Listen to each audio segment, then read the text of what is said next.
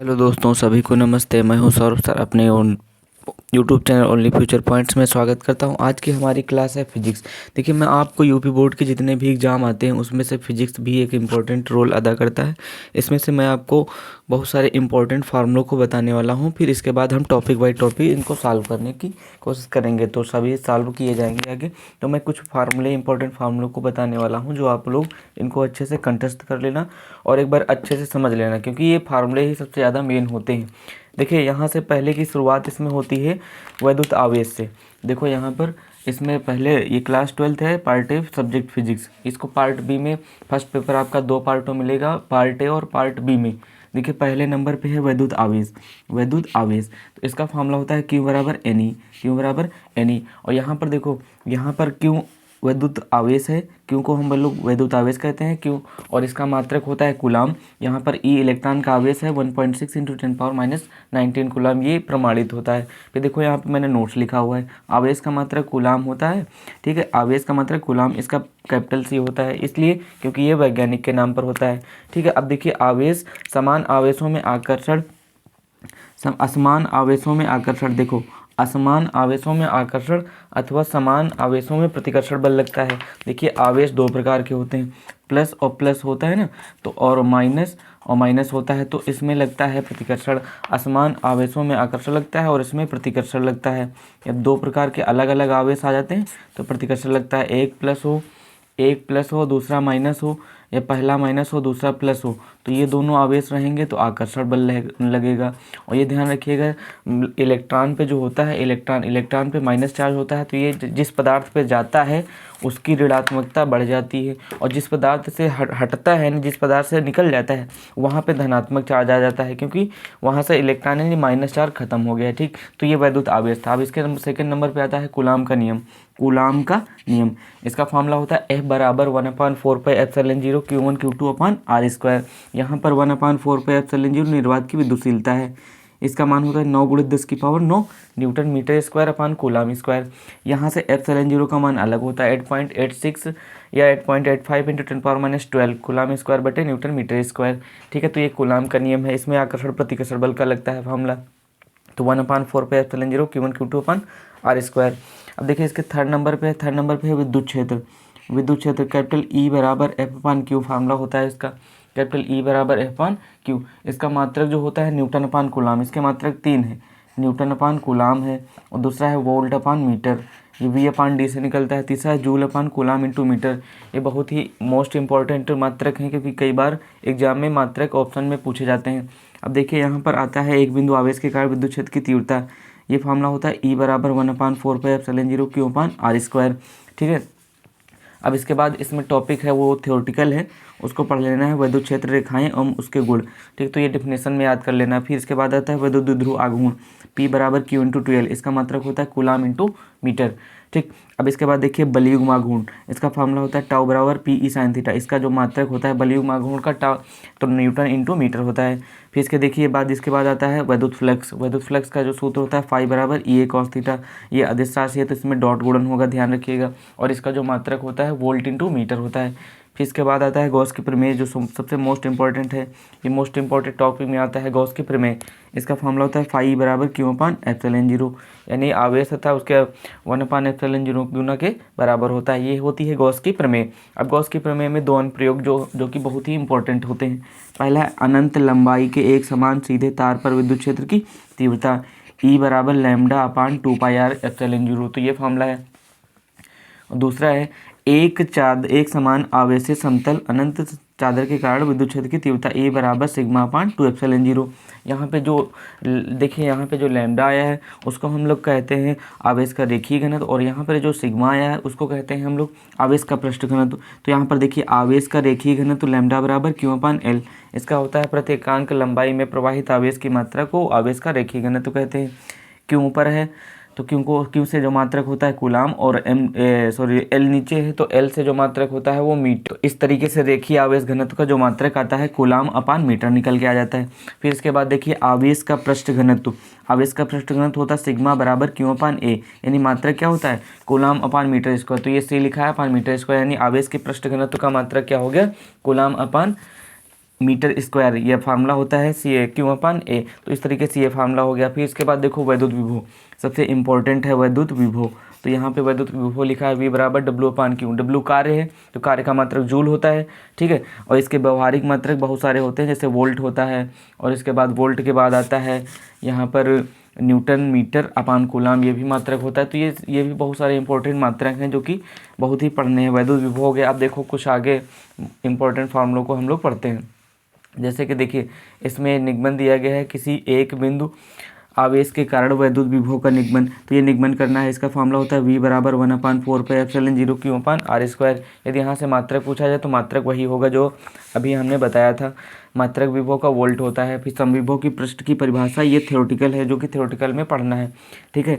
ये संधारित्र की स्थितिज ऊर्जा, ये संधारित्र की धारिताओं से संबंधित है। U बराबर 1/2 QV या 1/2 CV² या 1/2 Q²/2C, ये फार्मूला निकलता है। फिर चालक, अचालक और मुक्त इलेक्ट्रॉन, इनके बारे में पढ़ना है। अब देखिए विद्युत क्षेत्र की तीव्रता दो पार्ट में होती है, एक होती है अच्छी स्थिति में और एक होती है निरक्षी स्थिति में, ठीक है। तो अच्छी स्थिति में विद्युत क्षेत्र की तीव्रता होती है E बराबर 1/4πε0 2p/r³, और निरक्षी स्थिति में होती है फार्मूला E बराबर 1/4πε0 p/r³, ठीक है। तो यहाँ से 2 हट जाता है तो ध्यान रखिएगा। और निरक्षी, अब इसी तरीके से वैद्युत विभव भी होता है दो पार्ट में। वैद्युत विभव पहले पार्ट में होता है V बराबर 1/4πε0 p/r², और सेकेंड पार्ट में होता है V बराबर 0। तो इस तरीके से ये सभी फार्मूले आते हैं। फिर देखिए इसके बाद आता है संधारित्र की धारिता। धारिता को हम लोग C से प्रदर्शित करते हैं। इसका फार्मूला होता है C बराबर Q/V। इसका मात्रक क्या होता है? कूलाम अपान वोल्ट। कूलाम अपान वोल्ट, इसका मात्रक जो होता है वो कूलाम अपान वोल्ट होता है या फैरेड होता है। ये वैज्ञानिक के नाम पर है, इसलिए हम लोग कैपिटल F का यूज करते हैं, ठीक है। अब देखिए श्रेणी क्रम में धारिता। अब धारिताओं को दो, संधारित्र की धारिता को हम लोग दो प्रकार से जोड़ते हैं। पहला होता है श्रेणी क्रम में धारिता और दूसरा होता है समांतर क्रम में धारिता। और श्रेणी क्रम में धारिता का सूत्र क्या होता है? 1/C बराबर 1/C1 plus 1/C2 plus 1/C3। और इसके बाद समांतर क्रम में धारिता का सूत्र होता है C बराबर C1 plus C2 plus C3, ठीक। यहाँ पर इंपॉर्टेंट नोट्स है वो बहुत ध्यान रखना है, क्योंकि देखो, क्योंकि नोट्स के बिना फिजिक्स अधूरी रहती है, क्योंकि हर एक चीज़ को नोट्स में इसमें कन्वर्ट किया जाता है। देखिए इसमें जैसे पहला लिखा है समांतर क्रम में विभव समान होता है। समांतर क्रम में विभव समान होता है, आवेश भिन्न भिन्न होता है। श्रेणी क्रम में आवेश समान होता है तथा विभव भिन्न भिन्न होता है। ये बहुत इंपॉर्टेंट रोल अदा करता है। न्यूमेरिकल को जब सॉल्व किया जाता है तब उसमें फार्मूलों का यूज किया जाता है। तो ध्यान रखिएगा, समांतर क्रम में विभव समान होता है तथा आवेश भिन्न भिन्न, और श्रेणी क्रम में आवेश समान तथा विभव भिन्न भिन्न होते हैं। फिर इसके बाद ये निगमन है, ध्यान रखना। समांतर पट्टिका संधारित्र की धारिता, इसको C से प्रदर्शित करते हैं। फार्मूला होता है C बराबर ε0 A/d, यानी ε0 निर्वात की विद्युतशीलता है, A क्षेत्रफल है, K परावर्तांक है, D प्लेटों के बीच की दूरी है। अब फिर इसके बाद कुछ इंपॉर्टेंट पॉइंट लिखे हैं, जहाँ पर इलेक्ट्रॉन वोल्ट ऊर्जा का एक छोटा मात्रक है, ध्यान रखना। इलेक्ट्रॉन वोल्ट कई बार ये पूछा गया है, इलेक्ट्रॉन वोल्ट किस प्रकार की भौतिक राशि यानी किसका मात्रक है? तो ये ऊर्जा का मात्रक है, ध्यान रखना। अब देखो इसमें मान दिए गए, जैसे 1 इलेक्ट्रॉन वोल्ट में होता है 1.6 × 10⁻19 जूल। और फिर इसी तरीके से 1 किलो इलेक्ट्रॉन वोल्ट में यहाँ पे लिख लो 10⁻16, यानी 1.6 × 10⁻16 जूल। और मिलियन में होता है 13 जूल, और बिलियन में होता है 1.6 × 10⁻10। तो इलेक्ट्रॉन वोल्ट हो गया, kilo electron volt, million electron volt और बिलियन इलेक्ट्रॉन वोल्ट, इस तरीके से हो गया। अब यहाँ पे ध्यान रखिएगा, पिको फैरेड कभी कभी आ जाता है न्यूमेरिकल में। 1 पिको फैरेड होता है 10⁻12 फैरेड। और इसके बाद आ जाता है कभी कभी 1 माइक्रो फैरेड, तो माइक्रो फैरेड हो जाता है 10⁻6 फैरेड। तो यहाँ पर ध्यान रखिएगा, साइन थीटा साथ लगा होता है तो क्रॉस गुणन होता है, और कॉस थीटा लगा होता है तो डॉट गुणन होता है, क्योंकि ये सदिश के साथ में लगता है और ये अदिश के साथ में लगता है। ये भौतिक राशियों से संबंधित है। अभी जैसे कॉस थीटा आया था तो कॉस थीटा एक अदिश कॉस थीटा के साथ लगा हुआ तो डॉट गुणन होगा, क्यों? क्योंकि ये अदिश राशि है। इसी तरीके साइन थीटा आएगा, टाउ बराबर पी साइन थीटा आया था तो उसमें टाउ बराबर पी क्रॉस ई होगा, और टाउ वेक्टर और पी क्रॉस ई वेक्टर होगा। वो इस तरीके से देखो, यहाँ पर जैसे टाउ वेक्टर बराबर था पी ई साइन थीटा, तो देखिए इसमें जो गुणा होगा वो टाउ वेक्टर बराबर P vector cross E vector होगा, क्योंकि ये सदिश गुणन है। कैसा है? सदिश, क्योंकि इसके साथ में साइन लगा है और सदिश के साथ में ये होता है। जैसे फाई ई बराबर था ई ए कॉस थीटा, ई ए कॉस थीटा, तो इसके साथ में जो गुणा होगा फाई ए बराबर ई डॉट ए होगा, ई डॉट ए। क्यों? क्योंकि इसके साथ में जो गुणा है वो अदिश गुणन है। कैसा है गुणन? अदिश गुणन है। फिर इसके बाद देखिए इसके अगला पार्ट में आता है विद्युत धारा। विद्युत धारा का फार्मूला होता है I बराबर Q/T। विद्युत धारा का फार्मूला क्या होता है? I बराबर Q/T। यहाँ से I बराबर क्यों अपान टी इसका मात्रक आता है कूलाम अपान सेकंड या फिर एम्पियर। ये इसका व्यवहारिक भी मात्रक होता है, तो ध्यान रखिएगा कूलाम अपान सेकंड भी होता है और एम्पियर भी होता है। जब आवर्तकाल दिया गया होता है तो आवर्तकाल का फॉर्मूला होता है टी बराबर परिध बटे चाल, यानी टी बराबर 2πr अपान वी हो जाता है। यहाँ पर एन बराबर 1 अपान टी है, तो एन आवृत्ति है और टी आवर्तकाल है। तो यहाँ पर ध्यान रखिएगा विद्युत धारा आवेश के प्रवाह की दर को आवेश के प्रवाह की दर को विद्युत धारा कहते हैं और इसे आई से प्रदर्शित करते हैं। इसका मात्रक होता है कूलाम पान सेकंड या एम्पियर भी होता है, ध्यान रखिएगा। सेकंड नंबर पे है धारा घनत्व। धारा घनत्व का फॉर्मूला होता है जे बराबर आई अपान ए, मात्रक इसका होता है एम्पियर अपान मीटर स्क्वायर। एम्पियर अपान मीटर स्क्वायर ये होता है धारा घनत्व का फॉर्मूला। फिर देखिए लिखा अपवाह वेग या अनुगमन वेग, यानी इसको एक ही कहते हैं, अपवाह वेग चाहे कहो चाहे कहिए इसको, चाहे अनुगमन वेग कहो। वी डी बराबर जे अपान एन ई ए, यहाँ पर ये जे लिखा है जे अपान एन ई ए, ये क्या लिखा हुआ है जे अपान एन ई ए, या फिर इसको कह सकते हैं सॉरी यहाँ पर ये आई है, वी डी बराबर आई अपान एन ई ए, यहाँ पर लिखा है जे अपान एन ई, ठीक है। तो इसको ध्यान रखिएगा, ये थोड़ा यहाँ पर आई लिखा हुआ है एन आई अपान एन ई ए और यहाँ पर जे लिखा हुआ है जे अपान एन ई। फिर इसके बाद गतिशीलता आता है, गतिशीलता म्यू बराबर म्यू डी अपान ई टाउ बटे ई एम, इस तरीके से फॉर्मूला होता है। फिर इसके बाद मोस्ट इंपॉर्टेंट आता है हमारा ओम का नियम। ओम का नियम तो ध्यान रखिएगा, यदि किसी चालक की भौतिक अवस्था जैसे ताप दाब आदि में कोई परिवर्तन न किया जाए तो उसमें प्रवाहित होने वाला विभवांतर धारा के समानुपाती होता है। प्रवाहित होने वाला विभवांतर देखिए उसमें प्रवाहित होने वाला विभवांतर धारा के समानुपाती होता है। समानुपाती यानी कांस्टेंट हटता है तो आर लग जाता है, आर हो जाता है यहाँ पर वैद्युत प्रतिरोध। आर क्या हो जाता है वैद्युत प्रतिरोध। यहाँ से देखो ओम के नियम का जो मात्रक आता है, ओम के नियम का मात्रक प्रतिरोध का जो मात्रक आता है ओम आता है, या फिर आर बराबर वी अपान आई से वोल्ट अपान एम्पियर निकाल सकते हैं, ठीक है। अब इसके बाद देखिए विशिष्ट प्रतिरोध।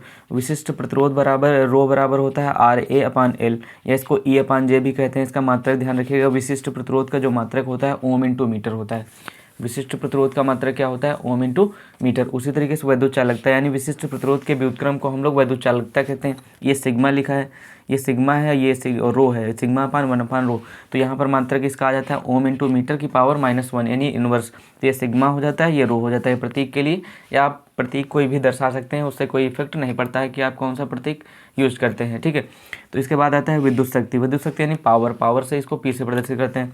इसका पहला फॉर्मूला होता है पी बराबर डब्ल्यू अपान टी, यानी कार्य करने की दर को विद्युत शक्ति कहते हैं। पी बराबर वी इंटू आई। फिर दूसरा फॉर्मूला होता है पी बराबर आई स्क्वायर इंटू आर। चौथा फॉर्मूला होता है पी बराबर वी स्क्वायर बटे आर। और ये पांचवा होता है पी बराबर एफ इंटू ए। एफ बल है, वी चाल है, तो यहाँ पर ध्यान रखिएगा ये शक्ति है। अब देखिए इसका मात्रक क्या होता है, शक्ति का मात्रक होता है वाट। शक्ति का मात्रक वाट या जूल अपान सेकंड भी होता है। इसके बाद देखो यहाँ पर आता है वैद्युत ऊर्जा। वैद्युत ऊर्जा का मतलब होता है कि हम शक्ति को टी से गुणा कर दें, यानी टी से भाग कर दे, सॉरी गुणा कर दे, तो यहाँ से वैद्युत ऊर्जा आता है डब्ल्यू बराबर पी इंटू टी बन जाएगा। तो डब्ल्यू बराबर वी इंटू क्यू, फिर V into I T, I square R T, V square बटे आर टी। देखो इसमें सभी में किससे गुणा किया गया टी से, और इसका जो मात्रक होता है वैद्युत ऊर्जा का, क्योंकि यहाँ से सेकंड हट गया तो यहाँ जूल अपान सेकंड हट जाएगा, क्योंकि जूल ही बचेगा, क्योंकि वहाँ से सेकंड कट गया, ठीक है। इसके बाद देखिए सबसे मोस्ट इंपॉर्टेंट प्रतिरोधों का संयोजन। अभी जैसे संधारित्रों का संयोजन पढ़ा गया था दो भागों में, संधारित्रों का संयोजन दो भागों में था, श्रेणी क्रम समांतर क्रम। उसी तरीके से प्रतिरोधों का संयोजन है दो भागों में। कितने भागों में, दो भागों में। एक श्रेणी क्रम में फॉर्मूला होता है आर बराबर R1 plus R2 plus R3, और दूसरा फॉर्मूला होता है समांतर क्रम में फॉर्मूला क्या होता है 1 अपान R बराबर 1 अपान R1 प्लस 1 अपान R2 प्लस 1 अपान R3। अब देखिए यहाँ पे ध्यान रखिएगा, समांतर क्रम में जो होता है विभव समान होता है, वो धारा भिन्न भिन्न होती है, और श्रेणी क्रम में धारा समान होती है जबकि विभव भिन्न भिन्न होता है। तो ये बहुत ही इंपॉर्टेंट फार्मूले हैं प्रतिरोधों के संयोजन के। वैद्युत प्रतिरोध को कैपिटल आर से प्रदर्शित करते हैं। इसके दो क्रम में फार्मूले होते हैं, श्रेणी क्रम और समांतर क्रम।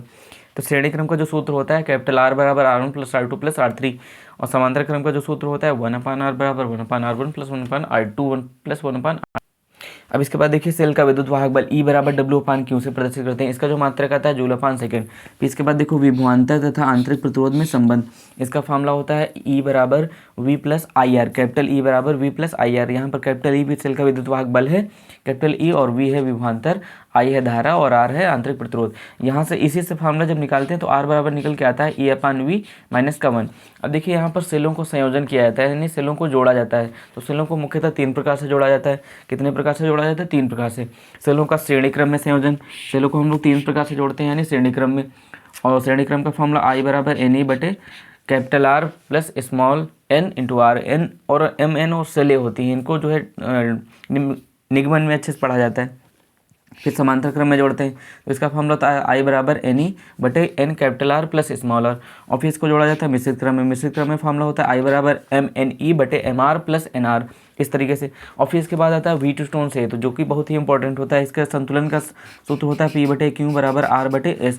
इससे हम लोग अज्ञात प्रतिरोध ज्ञात करते हैं, जो कि पूरा निगमन किया जाता है, ठीक है। फिर मीटर छेद, देखो मीटर छेद का फॉर्मूला होता है S बराबर 100 माइनस L बटे L इंटू R। यहाँ पर L लंबाई होती है, R प्रतिरोध होता है, ठीक। यहाँ पर इसके बाद देखिए विभवमापी का सिद्धांत, जो कि थ्योरेटिकल है, इसमें फार्मूला बाद में देख लेना। दो सेलों के वैद्युत वाहक बलों की तुलना, कभी कभी ये फार्मूला पूछ दिया जाता है। दो सेल दिए हों, उनके वैद्युत वाहक बलों की तुलना किस प्रकार की जाती, तो E1/E2 बराबर L1/L2। फिर आंतरिक प्रतिरोध वही था जो पहले 12 नंबर पर लिखा गया था।